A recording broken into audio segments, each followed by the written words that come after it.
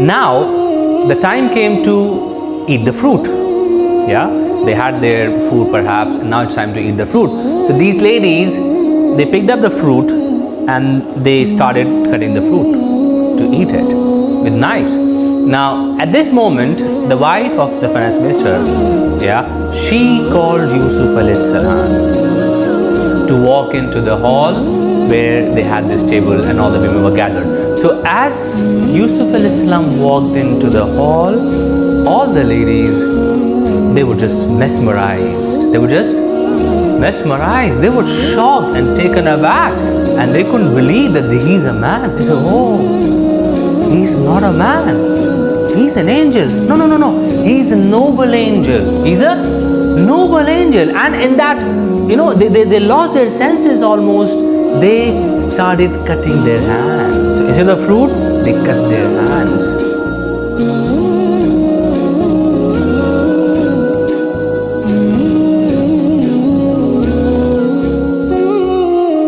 Assalamu alaikum wa rahmatullahi wa barakatuh. Today we are starting the third part of Yusuf AS story.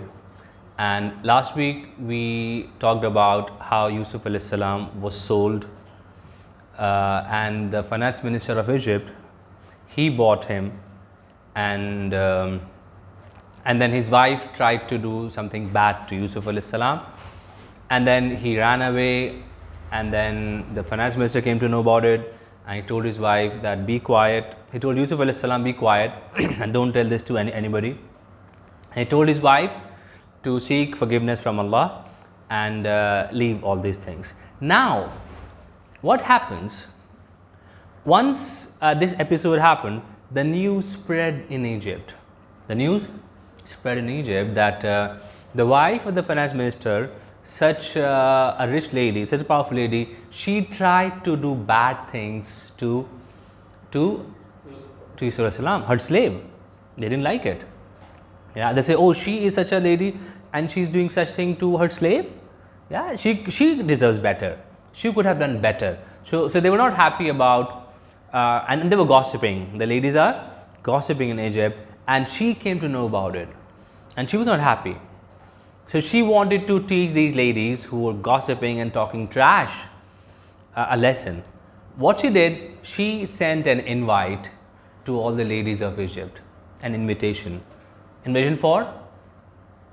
for a banquet, for a nice banquet dinner. She invited all of them to Egypt, and she set up a nice long table with all the food items and fruits and apples and bananas. Everything that you could imagine was there on the table.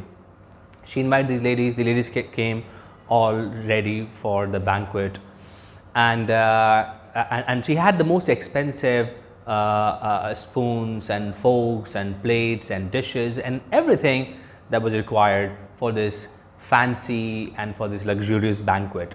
Yeah. So ladies sat and they're talking and discussing, and they just talking their usual things. Now the time came to eat the fruit. Yeah, they had their food perhaps, and now it's time to eat the fruit. So these ladies, they picked up the fruit and they started cutting the fruit to eat it with knives. Now at this moment, the wife of the finance minister, yeah, she called Yusuf AS to walk into the hall where they had this table and all the women were gathered. So as Yusuf AS walked into the hall, all the ladies, they were just mesmerized. They were just mesmerized. They were shocked and taken aback, and they couldn't believe that he's a man. They said, "Oh, he's not a man. He's an angel. No. He's a noble angel. He's a noble angel." And in that, they lost their senses almost. They started cutting their hands. So instead of fruit, they cut their hands. Seeing the beauty of Yusuf AS, his looks, his eyes, his height, his face, his hair, his nose, everything was perfect. He was more beautiful than the entire Egypt. He was the most beautiful of all, most handsome. So they cut their hands. And once they cut their hand and they realize, "Oh, what have we done?" And they say, "Oh." Then the wife of the finance minister says, "Oh, this is what you were blaming me for. He's the man that you were calling a slave, and you said that I tried to do bad to him. But yes, and then she admitted. She said, yes, I tried to do bad with him, and if he doesn't listen to me, I'll send him to jail and I'll humiliate him. Yeah, I'll send him to jail and humiliate him. So she announced that among the ladies. Now Yusuf alayhi salam heard it, and he was upset. Yeah, Yusuf alayhi salam said, he made dua to Allah that, Ya Allah, protect me from them. And he said that prison, jail is better for me than what they are calling me towards. Yeah, so he sought Allah's protection, and Allah answered his prayers.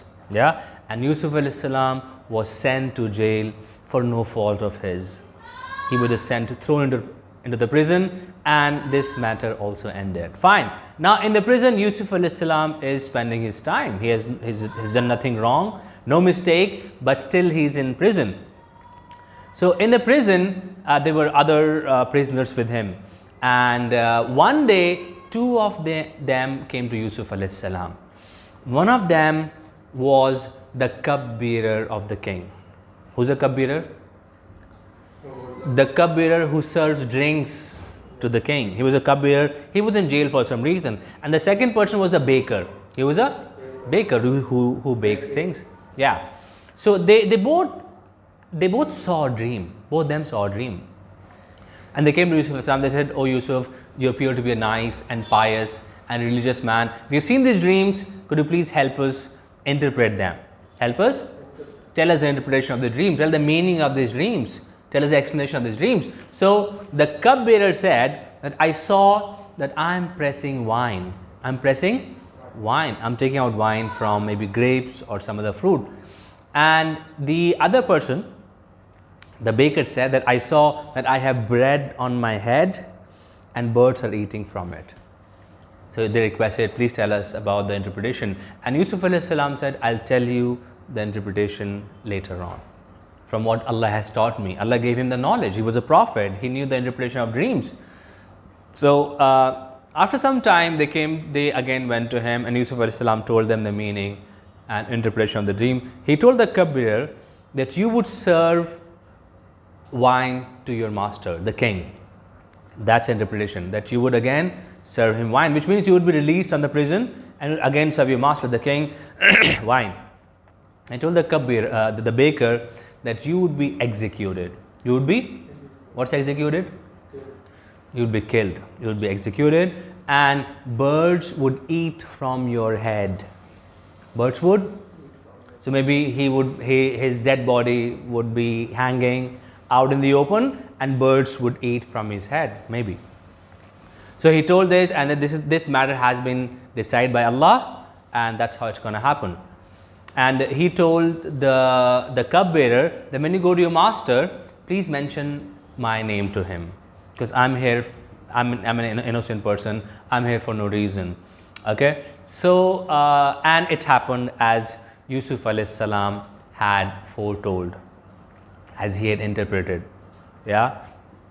The cupbearer was released, and the baker was executed.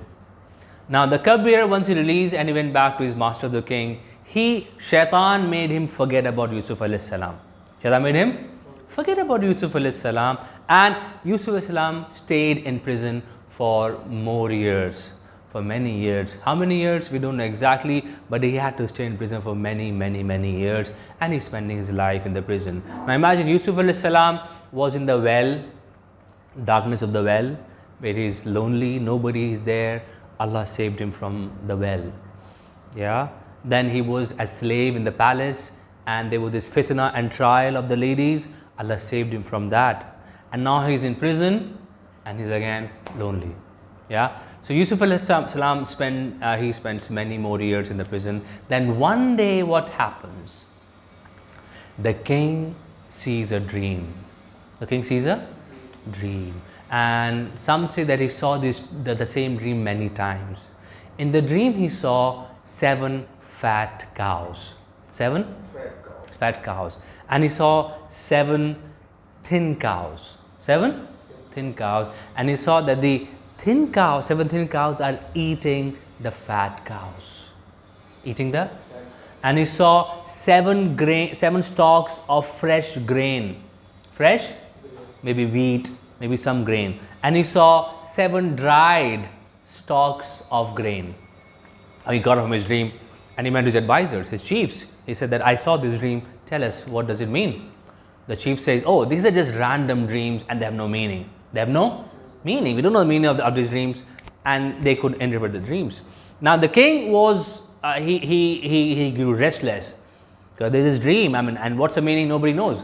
Fine. So the cupbearer of the king, he comes to know about it. He comes to know about it, and he tells the king, I can tell you the interpretation of these dreams. Send me to the prison. Why? He said, in prison there is this phenomenal guy, there is this intelligent guy, a wise guy, and he interpreted my dream and it came true. Yeah, and now maybe he'll tell you about your dream also. So the king sent the cupbearer to Yusuf AS in the prison, and he told him the dream that 7 thin cows are eating 7 fat cows, and 7 grains of fresh grain, stalks of fresh grain, and 7 stalks of dried grain. What does it mean? So Yusuf AS told them the interpretation of this dream. He said that in Egypt there will be 7 years of plenty. 7 years of, what is plenty? No, a lot of food, abundant, abundance of fruit and vegetables and milk and rains and good produce. Everything will be just perfect. 7 years.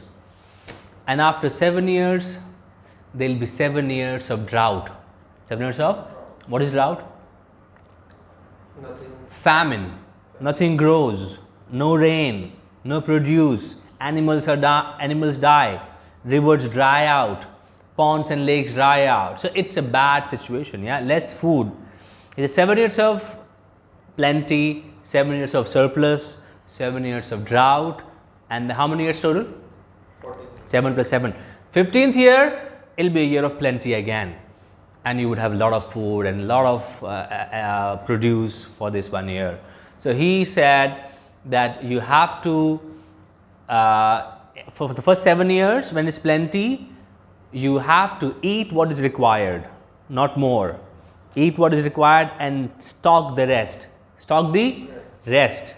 Then when the 7 years of drought comes, you have to eat what you have stocked up, yeah, for the next 7 years, and then you have a year of plenty where you have a lot of food to eat. The cupbearer went to the king and told this interpretation, that this is what he's saying, and the king was impressed. He said, this makes sense. This is logical. He asked his messengers to bring Yusuf from the prison, alayhi salam. The messenger went to prison and they said that the king is calling you. But Yusuf AS said, no. He said, what? Why? He refused to come out of the prison. Why? Why? He said, go and tell the king to first inquire, to first investigate and find out about what happened to those ladies who cut their hands. He wanted to prove his innocence. He said, I'm innocent. Why am I in prison for no fault? Yeah, for no mistake. So why I'm here? I'm innocent. So he wanted the king to ask about the ladies. So the king, he said, okay. He called the ladies. And the wife of the finance minister also, Zulaikha, he called her also, that what is the matter? So the ladies admitted that no, Yusuf has done no wrong. He is innocent and pure. Yeah, he's done no wrong, and we couldn't imagine Yusuf AS doing anything like this. Then he asked the wife of finance minister that what's the matter? What's up with Yusuf AS? And she said that yeah, it was my fault. She admitted that it was my fault, and Yusuf did not do anything. It was I who wanted to do bad things with Yusuf AS, and he is completely innocent and blameless and unblemished unblemished. So the king came to know, and then he called Yusuf AS. Yusuf AS came, and once he started speaking in front of the king, and the king asked him, now the king wanted to maybe just free him from the prison and maybe let him go. But when he heard Yusuf AS speech, he was handsome and smart, and his speech was eloquent. His speech was eloquent and nice. When he started speaking, the king was so mighty impressed. And he said, I want to keep you for me. I want to make you my right hand man.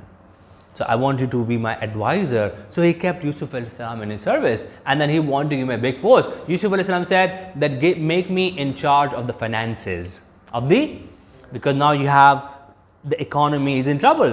Droughts are going to happen. We have plenty, food stuff needs to be stored. He said, I am trustworthy. I am trustworthy. So make me in charge of the food grains, of the finances. So now what happens? Yusuf AS becomes the finance minister of Egypt. So imagine how his life has taken these unexpected turns, how Allah can change everything. From the darkness of the well, where there's nobody, he's sitting alone in the dead of the night, where there may be poisonous insects and animals and wild animals outside. From this darkness of the well, Allah has made Yusuf AS the finance minister of Egypt, where he has power, he has authority and his influence. So Allah can do everything and anything, and he doesn't need anybody's support.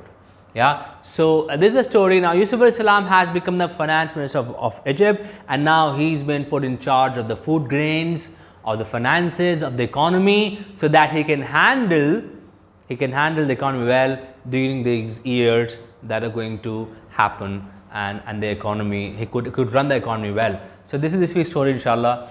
We'll meet next week and we'll discuss the next part of the story. Have a good day, enjoy. Assalamu alaikum wa rahmatullahi wa barakatuh.